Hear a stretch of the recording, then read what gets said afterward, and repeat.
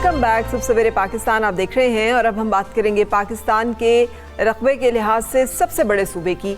बलूचिस्तान हमारा वो खूबसूरत सूबा है जिसे हम कहते हैं ना कि चांद बलूचिस्तान है, सूरज है सरहद की ज़मीन, चांद बलूचिस्तान है। सो हमारी जान बलूचिस्तान जिस पे हर दौर में बदकिस्मती से वसाइल से महरूम रखा गया, किसी तमाम पार्टीज़ को वहाँ पे हुकूमत का मौका मिला, अपनी अपनी हुकूमत बनाने का मौका मिला, लेकिन भले वो हकूक़ आगाज़ बलूचिस्तान हो, भले वो कोई हिस्सा हो, वहाँ पे हमें नज़र नहीं आता कि कोई ऐसा काम किया गया। नौजवान इतने बाहिम्मत हैं कि वो हर तरह के हालात का सामना करते हैं और उससे हार नहीं मानते, और वो दूसरों की खिदमत इबादत समझ कर रहे हैं और अपने वसाइल से कर रहे हैं, ख़ुद कर रहे हैं। बलूचिस्तान के गाँव नाल से ताल्लुक़ रखने वाले ऐसे ही एक नौजवान की हम बात कर रहे हैं, सिकंदर बजिंजो, और उनके साथी हैं बानड़ी मेंगल, डॉक्टर यासिर बलोच उनके साथ हैं और खालिद इस्माइल हैं। ये ऐसे बाहिम्मत नौजवान हैं जिन्होंने ऐसा किया है कुछ काम कि जो हम सबको करना चाहिए और हम सब के लिए एक मशले राह है। उनकी तंजीम बलूचिस्तान यूथ अगेंस्ट कोरोना सूबे के दूर दराज इलाकों में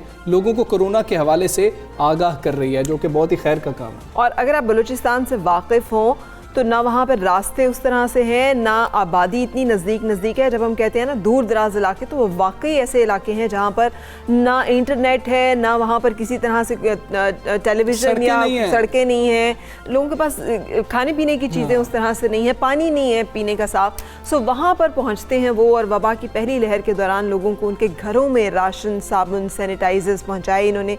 इसके अलावा मुकामी डॉक्टर्स जो हैं उनको कोरोना से बचाव के लिए किट्स फ्राहम की गई, जिसका नतीजा ये है कि माइक्रोसॉफ्ट के बानी बिल गेट्स, उन्होंने तारीफ़ की है सिकंदर बजिंजो और उनकी टीम की खिदमात का उन्होंने एतराफ़ किया है। अपनी वेबसाइट गेट्स नोट्स पे एक blog 7 unsung heroes of the pandemic में सिकंदर का नाम और तस्वीर शायर किया। हमें भी मतलब अप्रिशिएट अपने इन हीरोज़ को खुले दिल के साथ करना है। पाकिस्तान के लिए बहुत फ़ख्र की बात है। उन्हें कोरोना के ख़िलाफ़ इक़दामात करने वाले दुनिया के 7 हीरोज़ में से एक के तौर पर नामज़द भी किया है, जो कि बड़ी खुशाइंद बात है। उन्होंने काम ही ऐसा किया था और हम फरा उसी वक्त एक्नॉलेज करते हैं किसी बंदे को जब बाहर से उसकी तारीफ करता है। ये बहुत एक जो है ना हमारी एक बुरी रिवायत है जिसको कहा जाए। तो सिकंदर बजिंजो जो हैं वो हमारे साथ ही मौजूद हैं, उनसे बात करते हैं। सिकंदर, अस्सलामु अलैकुम।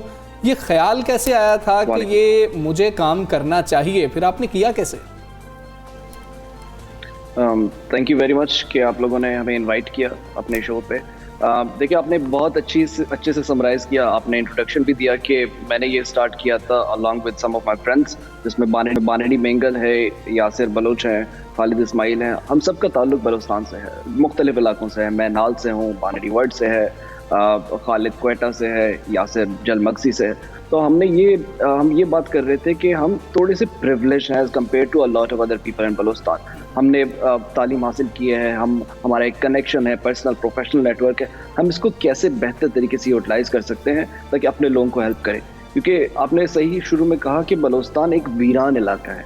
बहुत सारे लोगों को पता नहीं है, ऐसा ब्लैक होल, लोगों को पता नहीं है कि वहाँ पे जाना कैसे है, वहाँ पे लोग कौन से हैं, कहाँ पे रहते हैं। लेकिन जो हम हैं, लोकल्स हैं, जो हमारी लोकल नॉलेज है, हमने इसको यूटिलाइज करने के लिए इसको अपना एसेट समझा कि यार हमारे पास लोकल नॉलेज है, we know the local languages, we know the people, इसको कैसे बेहतर तरीके से यूटिलाइज करें। तो ये हमारा मेन आइडिया था स्टार्ट करने का। बिल्कुल सही। अच्छा, जैसे आपने खुद बताया है ये बहुत मुश्किलात हैं, यानी जहाँ पे रास्ते भी ना हो, जहाँ लोगों को सिरे से मालूमात ही ना हो, उनको ना सिर्फ मालूमात देना, आगाह करना, बल्कि उनको वो तमाम ज़रूरी अशिया फराहम करना। वो बहुत सफ़र भी होगा, बहुत सारी चीज़ें भी होंगी।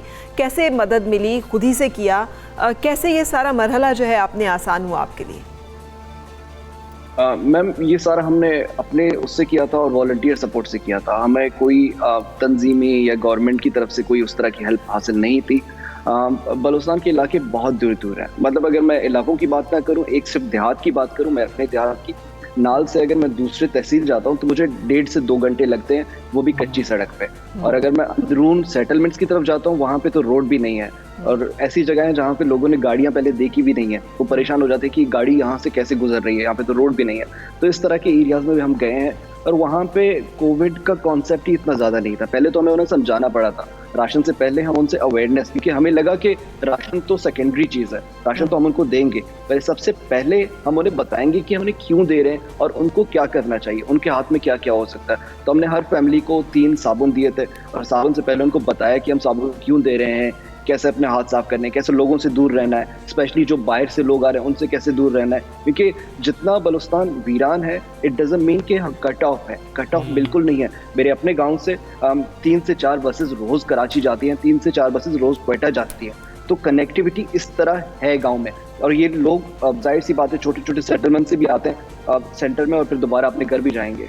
बिल्कुल ठीक है। सिकंदर ये बताइएगा कि हम रोज़ाना बता रहे हैं, लोग रोज़ाना टीवी देख रहे हैं, हम बड़े शहरों की बात कर रहे हैं जहाँ पर तमाम सहूलियात मौजूद हैं, वो लोग भी SOPs पर अमल नहीं कर रहे हैं, वो कन्विंस ही नहीं हो पा रहे हैं शायद। तो उन लोगों को जिनको आप पहली दफ़ा बता रहे थे, उनको आप कैसे कन्विंस कर पाए? उनके अमल से आपको लगा कि शायद ये बात समझ गए हमारी? That's a very interesting point, और मेरे हिसाब से उनको समझाना ज़्यादा इजी रहा है एज कम्पेयर टू जो लोग एजुकेटेड हैं और जो अपना सर ज़बरदस्ती रेत के अंदर डाल चुके हैं कि यार ये तो एग्जिस्ट ही नहीं करता, हम क्यों जिंदा हैं, बाकी लोग क्यों जिंदा हैं, ये साजिश है। तो उनको समझाना, एटलीस्ट उनका ब्रेन इट्स रिवाइव, फ्रेश है। जब आप उनको ये इन्फॉर्मेशन देते हैं, it's a first hand information, जब वो सुनते हैं यार वाकई में शहरों में, अमेरिका में, UK में लोग मर रहे हैं, वाकई में इस तरह हो रहा है, तो they grasp it very well, they get scared. जब आप उनको बताते हैं अपना हाथ साफ करें, स्पेशली आपके बच्चों के लिए खतरा है, आपके बूढ़ों के लिए खतरा है, they take it very seriously. अब जो से आप एजुकेटेड लोगों से बात करें जो डिनाई करते हैं, वो तो कोई आपकी बात नहीं समझ सकते, वो तो लॉजिक ही एक्सेप्ट नहीं कर रहे ना, अनफॉर्चुनेटली। सिकंदर, आप एक बहुत रोशन चेहरा हैं, ना सिर्फ बलूचिस्तान का बल्कि पाकिस्तान का भी। आपने बलूचिस्तान के नौजवानों की एक बड़ी मस्बत अंदाज में नुमाइंदगी की है आलमी सतह पर कि वो अपनी सरजमीन से भी मोहब्बत करते हैं, अपने वतन, अपने रहने वालों, अपने इलाके के रहने वाले लोगों से भी मोहब्बत करते हैं, उनके लिए कंट्रीब्यूट करने का जज्बा भी रखते हैं। सराहा जाना कितना इंपॉर्टेंट है कि बिल गेट्स ने आपको एक्नॉलेज किया है। वुड यू लाइक कि आपको एक्नॉलेज जो है मकामी सूबाई हुकूमत भी करती या और पाकिस्तान के नेशनल लेवल पे भी किया जाता और आपको कहा जाता well done, good work boy, आपने बहुत अच्छा काम किया? ऑनेस्टली मैं ये नहीं चाहूँगा कि मुझे वेल डन कहें, मुझे गुड वर्क कहें, क्योंकि this is not my effort, this is a team effort, a collective effort, जिसमें 100 से ज़्यादा हमारे पास वॉलंटियर्स थे, कम्युनिटी चैम्पियंस हम जिनको कहते हैं, they have been with us throughout. मेरी जो टीम है, खालिद की मैं आपको एग्जांपल दूं तो वो बेचारा कोविड के पीक पे खुद आइसोलेशन सेंटर जा रहा था जहाँ पे डॉक्टर्स को वो किट देगा। तो इस तरह के बहुत सारे अनसंग हीरोज हैं, सिर्फ मैं नहीं हूँ, there so many unsung heroes. मानेडी being a female and leading such campaign in Balochistan जो कंजर्वेटिव एरिया है, तो आई थिंक सबको सराहना चाहिए। और इस तरह से हमारी यूथ और एक साथ इकट्ठी खड़ी होगी। जैसे आपने एग्जांपल दी कि बलूचिस्तान में महरूमियाँ बहुत ज़्यादा हैं, ये महरूमियाँ कैसे कम होंगी जब हम बलूचिस्तान की यूथ को और पाकिस्तान की बाकी यूथ के बराबर लेकर आएंगे और इन्वॉल्व करेंगे इन डिसीजंस, इन डायलॉग्स, तभी ये ज़्यादा हो सकता है। सराहने से आई थिंक एक बात एक दिन आप सराहेंगे, कल दोबारा भूल जाएंगे। तो सराहना इज़ नॉट द फाइनल को, हमें उस लेवल तक, उस पार तक आना है कि बाकी प्रोविंसेस के लोगों के साथ हम कम्पीट कर सकें। बिल्कुल ठीक है। सिकंदर के अंदर ना एक हीरो के साथ साथ मुझे लीडर भी नजर आ रहा है, जिस तरह से सिकंदर बात कर रहे हैं ना। Sikandar, thank you very much, आप सबसे मेरे पाकिस्तान में आए।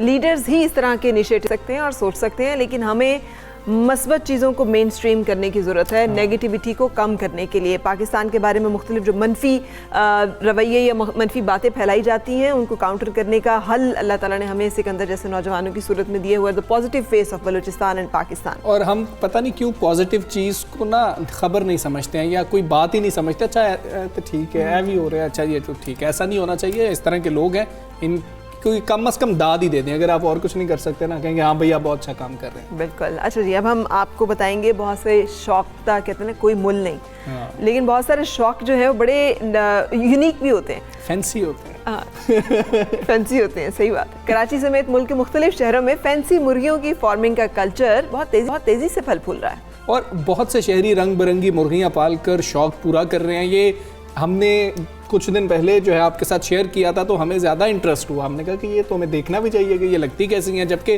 कुछ अफराद इसकी ब्रीडिंग के ज़रिए काम कर रहे हैं और कारोबार कर रहे हैं। कराची के इलाके मेमन गोट में कायम एक फार्म पर दिल फरेब रंगत और खुसूसी अक़साम की ये मुर्गियाँ बेल्जियम, इटली, फ्रांस और यूरोप के मुख्तलिफ ममालिक से दरामद की गई हैं और लोग लेते हैं, खरीदते हैं। तो इस हवाले से दानियाल भट्ट साहब से बात कर लेते हैं, जो मौजूद है हमारे इस वक्त कराची स्टूडियोज़ में, अपनी मुर्गियाँ साथ लेकर आए हुए हैं। अस्सलाम वालेकुम, बर्ड एक्सपोर्टर हैं और इम्पोर्टर भी हैं दानियाल भट्ट साहब, good morning, thank you for joining us. ये आप मुर्गियों के साथ इस वक्त मौजूद हैं, ये पाकिस्तान में कैसे ये कारोबार कैसे मुतारिफ हुआ है और आपके ख्याल में हमारे वो जो क्लाइमेट एडजस्टमेंट इनकी कैसी है, गर्मियों में मसला तो नहीं ज़्यादा होता? नहीं, बेसिकली मसला तो उतना ज़्यादा नहीं होता, बस हम लोग थोड़ा ज़रा टेम्परेचर को उनका मेंटेन करते हैं। साथ में जो मेन चीज़ है इनकी डाइट को हमें ज़रा देखना होता है। अब जिस तरह आगे सर्दियाँ हैं तो इनके फीड में हम लोग थोड़ा फ़िश मील देते हैं, ऑयल देते हैं और काफ़ी सारी चीज़ें एडप्ट करते हैं। गर्मियों में इनकी फीड हम बंद कर देते हैं, सिर्फ टोटली ग्रेन्स होते हैं, पानी में ग्लूकोज देते हैं, इलेक्ट्रोलाइट्स देते हैं, ठंडी चीज़ें देते हैं इनको। तो ठीक है दानियल, अगर कोई शख्स ये कारोबार करना चाहे तो उसे क्या करना चाहिए? बेसिकली पाकिस्तान में तो उसका ट्रेंड बहुत ज़्यादा इन हो गया है। लोगों ने स्पेशली विद इन कराची के अंदर लोगों ने घरों पे छतों पे छोटे छोटे सेटअप्स बनाए हुए हैं, तो उस हिसाब से लोगों ने अपने पास इनको रखा हुआ भी है। अब देखें हर ब्रीड के हिसाब से उनको रखा जाता है। अब जिस तरह ये आपके सामने दोनों हैं, ये लार्ज वैराइटीज़ हैं, इनके बड़े ज़रा नज़ाकत रखना पड़ता है, इनकी बेडिंग का ख्याल रखना पड़ता है कि जी इनके नीचे जिस तरह आप देख रहे हैं अभी ये सॉफ्ट उस पर बैठे हुए हैं लैंड पे, यानी कि थर्मोकोल की शीट पे। हार्ड ये लैंड बर्दाश्त नहीं कर सकते। इसके अलावा और बड़ी वैराइटीज़ आती हैं, छोटी होती हैं, लोगों ने घरों पे वो रखी हुई हैं छतों पे। तो माशाल्लाह अभी काफ़ी ये ट्रेंड इन हो गया, लोग काफ़ी ज़्यादा रख रहे हैं इसको अपने पास। कितना महंगा शौक है ये? और जो कोई शख्स ये रखना चाहे तो उसको कुछ गाइडेंस दे दें जिन्होंने घर में रखी हुई है कि क्या करना है और क्या नहीं करना आगे आने वाले मौसम में। बेसिकली इसमें अगर आपको मैं वही बताऊँ, प्राइस की कोई लिमिट नहीं है। तकरीबन लास्ट शिपमेंट में हमारे पास कुछ मेल से कोई अराउंड 120-130 तक के सेल हुए हैं, 1,20,000 1,30,000 तक के। वही बात, शौक का कोई मोल नहीं है। बाकी जो लोग जिन्होंने घरों पे रखे हुए हैं, छतों पे रखे हुए हैं, मैं तो बस यही कहता हूँ कि जी मौसम की सीवियरिटी से बचाएं। कराची का वेदर है, इसमें हवा बहुत ज़्यादा चलती है, बस बर्ड्स को डायरेक्ट हवा ना लगे। इसके अलावा वैसे ओवरऑल कराची का वेदर और ऑल ओवर पाकिस्तान वेदर इनके लिए बिल्कुल सूटेबल है, कोई इतना इशू नहीं होता, बस सीवियरिटी से बचाना होता है। दानियाल, क्या ये सिर्फ एक्सपर्ट्स को ही पालनी चाहिए, रखनी चाहिए? क्योंकि हम स्कूल से निकलते थे, बाहर देखते थे रंग बिरंगे चूजे होते थे, खरीद के घर ले जाते थे और फिर जब दोस्त बैठते थे पता लगता था यार सारों के चूजे मर गए। तो ये क्या मामला है? सिर्फ एक्सपर्ट्स रख सकते हैं या फिर अगर आप रखना चाहते हैं तो पहले पूरा नॉलेज हासिल करना है? नहीं, बेसिकली आपको एटलीस्ट इनकी SOPs चाहिए कि आपने इनको किस तरह से रखना है। क्योंकि देखें ना, चूज़े दिखने में तो बहुत इजी होता है इनको कि जी पाल लेंगे, लेकिन इनको पालने का पूरा एक प्रोसीजर होता है। इनको ब्रूडिंग टेम्परेचर देना होता है, सबसे मेन चीज़ होती है वैक्सीन शेड्यूल अगर आपका कंप्लीट है तो फिर बर्ड को कुछ भी नहीं होता। हमारे यहाँ पे अल्टीमेटली सबसे बड़ा इशू यही है कि कोई भी बंदा वैक्सीन को फॉलो करता नहीं है, और जो SOPs हैं उनको भी फॉलो नहीं करते। चूज़ा लेकर आते हैं, बस ये लोग ये समझते हैं पिंजरे में रख दिया, उसके ऊपर चादर डाल दी, वो पल जाएगा। ऐसे नहीं होता, थोड़ा बहुत उसको ब्रूडिंग करनी पड़ती है, टेम्परेचर देना पड़ता है। थोड़ी बहुत इसकी है गाइडेंस है, बंदा मैक्सिमम 1 वीक या 15 डेज में चीज़ों को सीख ले तो कोई इतना इशू नहीं है, कोई इतना मुश्किल काम नहीं है, ना कोई रॉकेट साइंस है। बिल्कुल। दानियाल, आपके सामने ये जो दोनों ब्रीड्स मौजूद हैं, इनकी कीमत कितनी है, ये कितने के हैं, ये ज़रा हमें बताइएगा। ये जो दोनों मेल्स हैं मेरे पास, ये जो राइट हैंड पे है मेरे, ये मैंने लिया है हमसे, बेल्जियम के शो विनर ब्रीडर हैं, उनसे मैंने लिया है। ये मुझे कॉस्ट किया अराउंड 45,000 का। और जो मेरे ये लेफ्ट हैंड पे है, ये मैंने परचेज़ किया रोमानिया से, तो ये मुझे पाकिस्तान पहुंच के इंपोर्ट करा के इसकी कॉस्ट तकरीबन को 50,000 के करीब पड़ गई है। 45 से 50,000 की एवरेज कॉस्ट होती है लार्ज एनिमल्स की। जो छोटे होते हैं वो पे थोड़ा ज़रा सस्ते में मिल जाते हैं। ठीक है, बहुत शुक्रिया, थैंक यू सो मच। महंगा शौक है जी, सब हमें आगाह कर रहे थे इन तमाम चीज़ों से। लेकिन बात वही है कि पूरी दुनिया में हम देखते हैं एक ही जैसे शौक पाए जाते हैं ना, वहाँ पर भी मुर्गे मुर्गियाँ, और हमारे यहाँ पर तो बुजुर्ग कितने शौक से रखा करते थे। फिर ये कल्चर ख़त्म हो गया और अब तो शहरों में तो मुमकिन ही नहीं है कि आप रख सकें, लेकिन कराची में अगर ये रखे जा सकते हैं तो लोग रख रहे हैं। फिर बाकी जगहों पे भी मजीद हम इसको डिस्कस करते हैं, आप एक ब्रेक एंजॉय कीजिए।